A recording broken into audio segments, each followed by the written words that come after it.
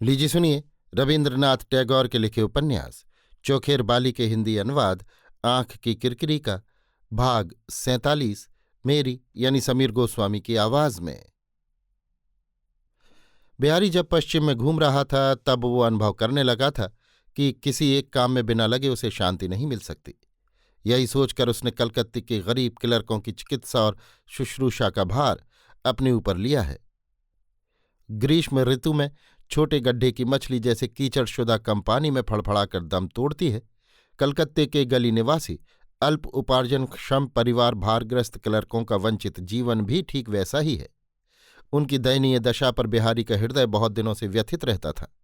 उनके लिए बिहारी ने अब वन की छाया और गंगा तट की खुली हवा दान करने का संकल्प किया है।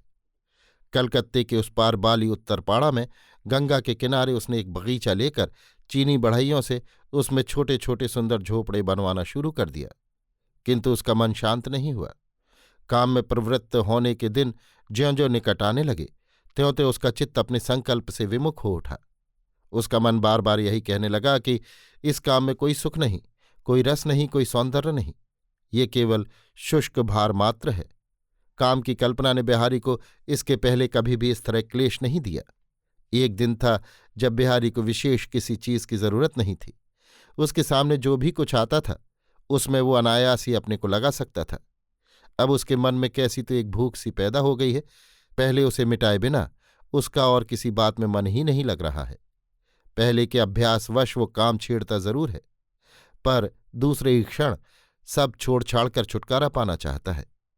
बिहारी के भीतर जो यौवन निश्चल भाव से सोया हुआ था, जिसके विषय में उसने कभी कुछ सोचा तक नहीं, विनोदनी की जादू की लकड़ी के स्पर्श से आज वो जाग उठा है और तुरंत पैदा हुए गरुण की तरह वो अपनी खुराक के लिए सारी दुनिया छाने डाल रहा है।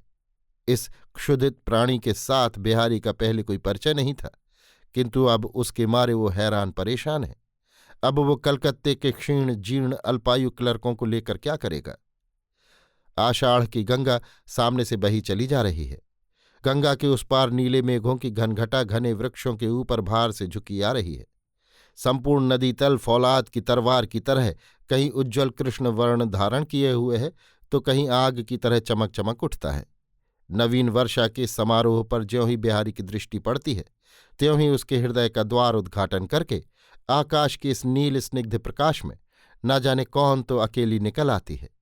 न जाने कौन अपने स्नान सिक्त घन तरंगायत कृष्ण केश उन्मुक्त करके सामने आ खड़ी होती है और वर्षा आकाश से विदीर्ण मेघों में से विच्छुरित समस्त विच्छिन्न सूर्य किरणों को बटोरकर न जाने कौन एक मातृषि के मुंह पर अनिमेष दृष्टि की दीप्ति कातर प्रार्थना सी प्रसारित कर जाती है। पहले जो जीवन उसका सुख संतोष से बीता है आज उसे वो परम क्षति समझ रहा है। ऐसी कितनी ही मेघाच्छन्न संध्याएं और कितनी ही पूर्णिमा की रातें बिहारी के जीवन में आई हैं और वे उसके शून्य हृदय के द्वार के पास आकर सुधा पात्र हाथ में लिए हुए चुपचाप लौट गई हैं। उस दुर्लभ शुभ लग्न में कितने संगीत अनारब्ध और कितने उत्सव असंपन्न रह गए हैं, उनका कोई ठीक है। बिहारी के मन में जो पूर्व स्मृतियां थीं, विनोदनी उस दिन की उद्यत चुंबन की रक्तिम आभा से उन्हें आज ऐसी फीकी और ऐसी अकिंचित कर गई। महेंद्र की छाया के रूप में उसके जीवन के अधिकांश दिन कैसे कट गए, उनमें क्या चरितार्थता थी। प्रेम की वेदना में संपूर्ण जल स्थल आकाश के केंद्र कुहर से ऐसी रागनी ऐसी वंशी बजती है, इसका तो अचेतन बिहारी पहले कभी अनुमान भी न कर सका था। जिस विनोदनी ने दोनों बाहुओं से वेष्टित करके क्षण भर में अकस्मात उसे ऐसे अनुपम सौंदर्य लोक में पहुंचा दिया है, उसे वो अब कैसे भूलेगा। विनोदनी की वो दृष्टि और उसकी वो आकांक्षा आज जो उसके सर्वत्र व्याप्त हो पड़ी है। विनोदनी की उन व्याकुल घनी सांसों ने बिहारी के रक्त स्रोत को आज जो तरंगित कर रखा है और उसके स्पर्श के कोमल उत्ताप ने बिहारी के पुलकाविष्ट हृदय को आज जो फूल की तरह प्रफुल्लित कर रखा है, उसे अब वो कैसे भूलेगा। किंतु फिर भी उस विनोदनी से बिहारी आज इतना दूर क्यों है। इसका कारण यह है कि विनोदनी ने जिस सौंदर्य रस से बिहारी को अभिषिक्त कर दिया है, संसार में विनोदनी के साथ उस सौंदर्य के योग किसी संबंध की वो कल्पना नहीं कर सकता। पंकज को उसके जन्म जलाशय से विच्छिन्न करने में उसके साथ थोड़ा पंख भी निकल आता है।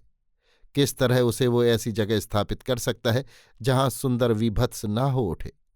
इसके सिवा महेंद्र से कहीं अगर छीना झपटी हो गई तो सारा व्यापार ऐसा कुत्सित आकार धारण कर लेगा कि उसकी संभावना को भी बिहारी अपने मन में स्थान नहीं दे सकता। इसीलिए बिहारी एकांत निभृत गंगा तट पर विश्व संगीत के बीच में अपनी मानस प्रतिमा को प्रतिष्ठित करके अपने हृदय को धूप की तरह दग्ध कर रहा है। इसीलिए वो चिट्ठी लिखकर विनोदनी की कोई खबर सुध नहीं ले रहा है कि कहीं ऐसा न हो कि कोई ऐसा संवाद मिले जिससे उसका सुख स्वप्न का जाल छिन्न विच्छिन्न हो जाए।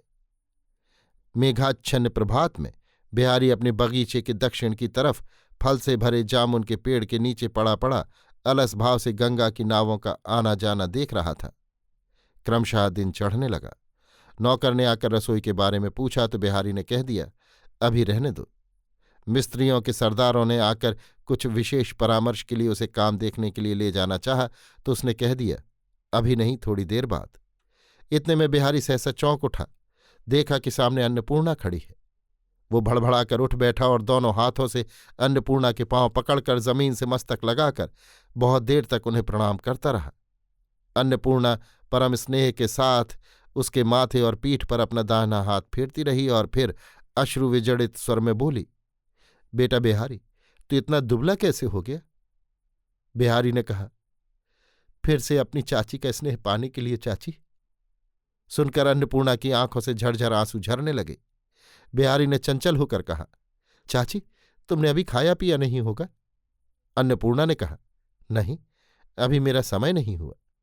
बिहारी ने कहा, चलो मैं चलकर रसोई की तैयारी कर दूं। आज बहुत दिन बाद मैं तुम्हारे हाथ की रसोई और तुम्हारी थाली का प्रसाद पाऊंगा।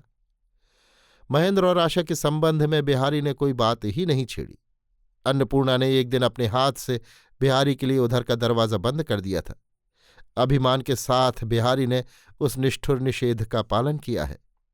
भोजन करने के बाद अन्नपूर्णा ने कहा, नाव घाट में लगी हुई है, तुझे एक बार कलकत्ता चलना पड़ेगा। बिहारी ने कहा, कलकत्ते में मेरा क्या प्रयोजन है चाची? अन्नपूर्णा ने कहा, जीजी बहुत बीमार है, तुझे देखना चाहती हैं। सुनकर बिहारी चकित हो उठा। बोला, महेन भैया कहाँ हैं? अन्नपूर्णा ने कहा, वो कलकत्ते में नहीं है, पश्चिम की तरफ घूमने गया है। सुनते ही बिहारी का चेहरा फक पड़ गया। वो चुप रहा, कुछ बोला नहीं। अन्नपूर्णा ने कहा, तुझे क्या सब बातें मालूम नहीं? बिहारी ने कहा, कुछ कुछ तो मालूम है, पर अंत में क्या हुआ सो मुझे नहीं मालूम। तब अन्नपूर्णा ने विनोदनी को लेकर महेंद्र के पश्चिम भाग जाने की बात बता दी। बिहारी की दृष्टि में उसी क्षण जल स्थल आकाश का सारा रंग ही बदल गया।